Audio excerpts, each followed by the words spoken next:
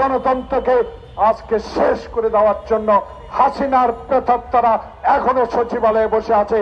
তাই আজকে গণতন্ত্র ফোরামের দাবি হবে, আপনাদের মাধ্যমে আমরা জানিয়ে দিতে চাই 2026 সালের ঘোষিত ফেব্রুয়ারি নির্বাচনে যারা 2014 সালে কুকুরের উপস্থিতিতে এমপি হয়েছে, যারা 2018 সালে আজকে দিনের ভোট রাতে করে এমপি হয়েছে, যারা 2024 সালে বাংলাদেশে দিনের ভোট রাতে করেছে, সেই প্রেতাত্মারা এখনো আছে।